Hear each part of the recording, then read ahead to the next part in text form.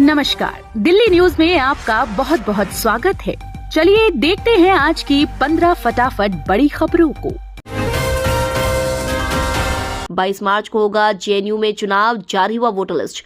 लोकसभा चुनाव से पहले दिल्ली के जवाहरलाल नेहरू विश्वविद्यालय में छात्र संघ के चुनाव का शंखनाद हो गया है। मिली जानकारी के मुताबिक जवाहरलाल नेहरू विश्वविद्यालय में छात्र संघ चुनाव का नोटिफिकेशन जारी हो गया है। सोमवार को वोटर लिस्ट भी जारी हो गई है। वहीं 22 मार्च को चुनाव और 24 मार्च की रिजल्ट आएगा। 2019 के बाद अब 2024 में चुनाव हो रहे हैं। बोरवेल में गिरने से युवक की मौत मामले में दिल्ली पुलिस ने दर्ज की एफआईआर। केशवपुर इलाके के दिल्ली जल बोर्ड के सीवरेज ट्रीटमेंट प्लांट स्थित पंपिंग रूम में शनिवार देर रात घुसी युवक की करीब 12 इंच चौड़े व करीब 40 फीट गहरे बोरवेल में गिरने से मौत हो गई। ताजा मामले में दिल्ली पुलिस ने सोमवार को केशवपुर इलाके में दिल्ली जल बोर्ड के सीवेज ट्रीटमेंट प्लांट में बोरवेल में गिरने से एक युवक की मौत के मामले में एफआईआर दर्ज की है। इस संबंध में एक अधिकारी ने बताया कि विकासपुरी पुलिस स्टेशन में आईपीसी की धारा 304(a) के तहत मामला दर्ज किया गया है और आगे की जांच जारी है। भारत बना विश्व का सबसे बड़ा हथियार खरीदने वाला देश। भारत पिछले 5 वर्षों में दुनिया का सबसे बड़ा हथियार खरीदने वाला देश बना है। यह बड़ा दावा स्वीडन की Stockholm International Peace Research Institute यानी SIPRI की ओर से सोमवार को जारी की गई इस रिपोर्ट में बताया गया है कि न सिर्फ भारत बल्कि पिछले 5 वर्षों में सबसे ज्यादा हथियार एशियाई देशों ने खरीदे हैं। यूरोप का हथियार आयात 2014-2018 की तुलना में 2019-2023 में वेपन्स की खरीदी का प्रतिशत 2 गुना हो गया है। इसका सबसे बड़ा कारण रूस और यूक्रेन की जंग को माना जा रहा है। गैंगस्टर काला जटेड़ी की शादी से छूट रहे 3 राज्यों की पुलिस के पसीने। गैंगस्टर काला जटेड़ी उर्फ संदीप लेडी डॉन अनुराधा चौधरी उर्फ मैडम मिंज के साथ दिल्ली में 7 फेरे लेने वाला है। दिल्ली की कोर्ट ने काला जटेड़ी की शादी और फिर गृह प्रवेश के लिए 6 घंटे की पेरोल दी है। इस शादी के लिए 3 राज्यों की पुलिस को हाई अलर्ट पर रखा गया है। दिल्ली, हरियाणा और राजस्थान की पुलिस को आज 6 घंटे के लिए हर तरीके से सतर्क रहने के आदेश दिए गए हैं। काला जटेड़ी की शादी आज द्वारका में होगी। इस दौरान वेन्यू पर दिल्ली पुलिस के करीब 200 पुलिसकर्मी तैनात किए जाएंगे। किसानों के लिए आई गुड न्यूज। 3 महीने में 16 गांवों के 4,500 लोगों को प्लॉट आवंटित करेगा यीडा। लोकसभा चुनाव 2024 से पहले किसानों के लिए एक गुड न्यूज है। यमुना प्राधिकरण जमीन अधिग्रहण से प्रभावित किसानों को गांव के पास पेरिफेरल के अंदर ही 7% आबादी भूखंड देने की तैयारी में है। इसका लेआउट प्लान तैयार किया जा रहा है। ईडा क्षेत्र के 16 गांवों के लगभग 4,500 किसानों को आबादी भूखंड दिए जाने हैं। प्राधिकरण के सीईओ डॉक्टर अरुणवीर सिंह ने बताया कि प्राधिकरण अवैध अतिक्रमण की रोकथाम में जुटा है। ग्रेटर नोएडा वेस्ट के शावेरी सहित कई अन्य गांवों की जमीन पर अतिक्रमण की समस्या को देखते हुए प्राधिकरण ने यह निर्णय लिया है। 200 अवैध कॉलोनियों में रहने वालों की बल्ले बल्ले अब बिजली कनेक्शन ले सकेंगे लोग। 200 से ज्यादा अवैध कॉलोनियों में रहने वाले लाखों लोगों को बड़ी राहत मिलने जा रही है। दक्षिण हरियाणा बिजली वितरण निगम शहर की इन अवैध कॉलोनियों में बिजली कनेक्शन देने की प्रक्रिया शुरू करने जा रहा है। बिजली कनेक्शन लेने वाले उपभोक्ताओं को कनेक्शन फीस के साथ साथ बिजली लाइन और ट्रांसफार्मर लगाने का खर्च भी बिजली निगम को देना होगा। बिजली लाइन के खर्च के मसले पर फैसला नहीं होने की वजह से इन कॉलोनियों में 3 माह से बिजली कनेक्शन रुके हुए थे।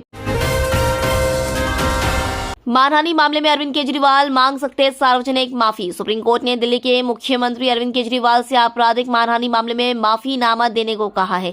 सीएम केजरीवाल ने पिछली बार सुनवाई में यूट्यूबर ध्रुव राठी के वीडियो को शेयर करने की गलती स्वीकार की थी। कोर्ट ने शिकायतकर्ता से पूछा, क्या आप उन्हें माफी देना चाहते हैं? आप इस बारे में हमें बताएं। मामले में अगली सुनवाई 13 मई को होगी। दिल्ली हाई कोर्ट ने उन पर मानहानि का मुकदमा बरकरार रखने का आदेश दिया था, जिसे अरविंद केजरीवाल ने सुप्रीम कोर्ट में चुनौती दी थी। दिल्ली में लगेंगे एआई कैमरे, नियम तोड़ने वालों पर रहेगी नजरें, सुधरेगा ट्रैफिक सिस्टम। दिल्ली की सड़कों पर तकनीक का जाल फैलाने की कवायद शुरू हो गई है। इसमें यातायात व्यवस्था की निगरानी में एआई का इस्तेमाल होगा।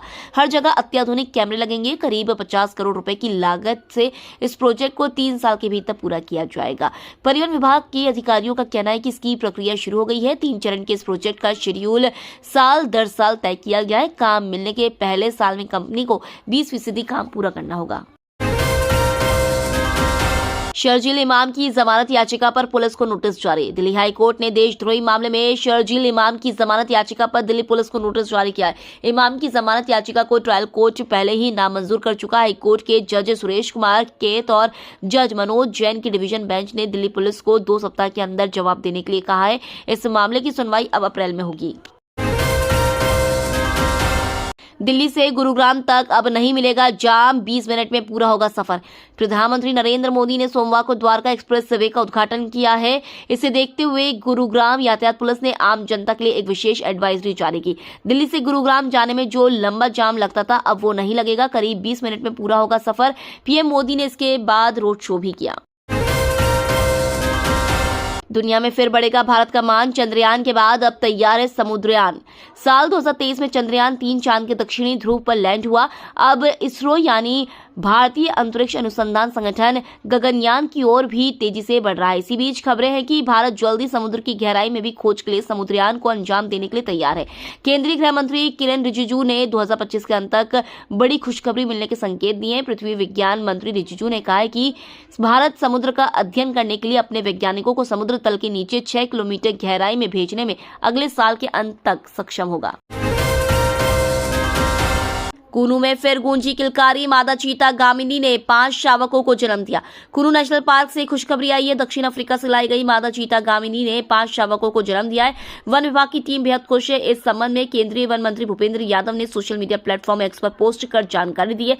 साथ ही चीता गामिनी और उसके शावकों की तस्वीर भी शेयर की है। भूपेंद्र यादव ने अपने पोस्ट में कहा, 5 साल की मादा चीता गामिनी ने 5 शावकों को जन्म दिया। इसके साथ ही भारत में जन्मे शावकों की संख्या 13 हो गई है। उद्घाटन समारोह में भाजपा सांसदों ने किया पीएम मोदी का जोरदार स्वागत। प्रधानमंत्री नरेंद्र मोदी ने दिल्ली हरियाणा को जोड़ने वाले द्वारका एक्सप्रेस वे का उद्घाटन कर दिया। इस मौके पर दिल्ली भाजपा के सभी सांसद और आगामी लोकसभा चुनाव में दिल्ली से भाजपा के घोषित उम्मीदवार भी पहुंचे। प्रधानमंत्री नरेंद्र मोदी ने गुरुग्राम पहुंचने पर लोगों का अभिवादन किया। दिल्ली से भाजपा के मौजूदा सांसद और आगामी लोकसभा चुनाव के लिए पार्टी के उम्मीदवार गुरुग्राम पहुंचे और पीएम मोदी का स्वागत किया। इनकम टैक्स की चोरी पड़ी भारी, कोर्ट ने महिला को सुनाई 6 महीने की सजा। दिल्ली की एक कोर्ट ने 2 करोड़ रुपए की आय पर आईटीआर दाखिल नहीं करने पर एक महिला को 6 महीने की जेल की सजा सुनाई है। कोर्ट ने आय पर रिटर्न दाखिल न करने पर दोषी ठहराया और 6 महीने जेल की सजा सुनाई है। महिला के खिलाफ आयकर विभाग की ओर से एक शिकायत दर्ज की थी, जिसमें आरोप लगाया है कि वित्तीय वर्ष 2013-14 के दौरान आरोपी महिला को 2 करोड़ रुपए दिए गए। हालांकि निर्धारण वर्ष 2014-15 के लिए आय का कोई रिटर्न दाखिल नहीं किया गया। देश भर में लागू हुआ सीएए, मोदी सरकार ने जारी किया नोटिफिकेशन। केंद्र की मोदी सरकार ने नागरिकता संशोधन कानून का नोटिफिकेशन जारी कर दिया। लोकसभा चुनाव से पहले केंद्र सरकार का यह बड़ा कदम है। इसके तहत अब 3 पड़ोसी देशों के अल्पसंख्यकों को भारत की नागरिकता मिल सकेगी। इसके लिए उन्हें केंद्र सरकार द्वारा तैयार किए गए ऑनलाइन पोर्टल पर आवेदन करना होगा। उधर केंद्र द्वारा अधिसूचना जारी किए जाने के बाद दिल्ली, उत्तर समेत कई राज्यों में सुरक्षा बढ़ा दी गई है। तो ये थी आज की बड़ी खबरें। डेली खबरों से अपडेट रहने के लिए चैनल को सब्सक्राइब करना बिल्कुल न भूलें। धन्यवाद।